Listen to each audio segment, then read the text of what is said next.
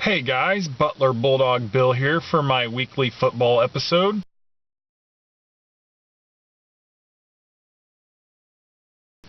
And I'm going to start off with the NFL as always. Over on Sunday, the Green Bay Packers took on the St. Louis Rams. The Packers won this game 30-20. Another great performance by Aaron Rodgers. It's looking like he's got, back in the groove. No more rough games for him. The offensive line's doing a better job. The defense is doing a better job. And it's just looking like things are really turning around for the Packers. So, like I said, a big 30-20 win for the Packers. We move to 4-3, and we get to play the Jacksonville Jaguars at home this Sunday.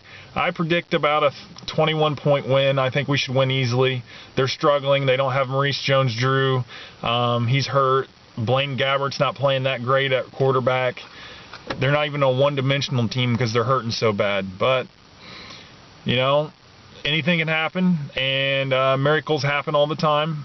So it's possible that they could win, but I'm going to have to say Packers by 21.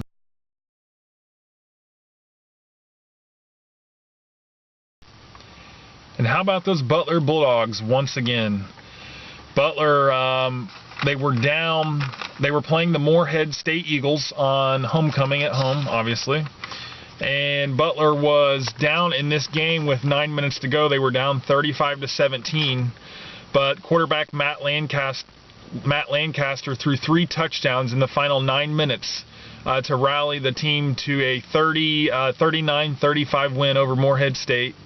We improved to 6-2 overall and 5-2 in the Pioneer Football League. Matt Lancaster finished with 359 yards passing and 101 yards rushing. Wide receiver Brendan Shannon finished with 233 yards receiving, and running back Trey Heater finished with 100 yards rushing. Another great win for Butler. Come from behind win that just goes to show that we can play under adversity, make a big comeback. And now we've got to play at Davidson on Saturday. Davidson, one of the toughest teams, definitely the toughest team with the nickname the Wildcats. So it should be a good one.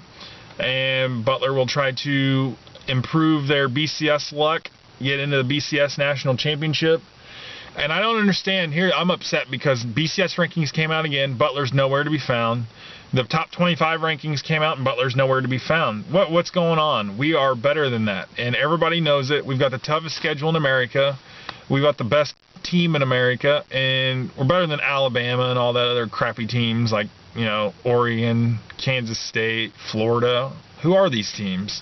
Butler's better than all of them in any sport, but especially football and basketball, men's basketball. So, like I said, at Davidson on Saturday, and we will try to improve ourselves this season towards a BCS berth.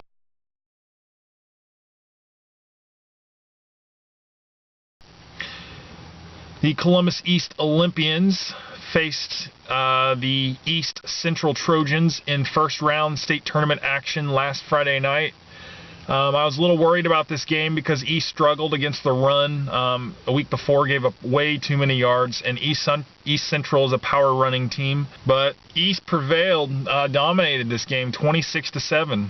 We are showing why we are the #1 team in the state. And right now we are in the round of 32, so 5 wins to go to get that state championship.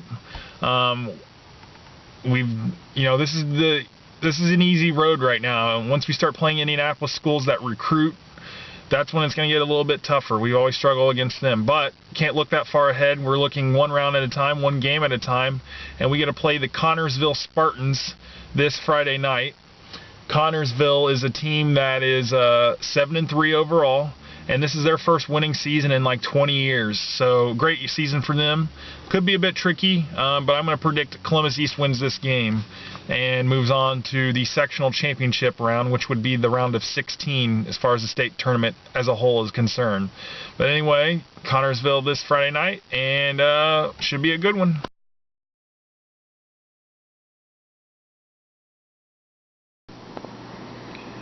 Fantasy football this week went really well.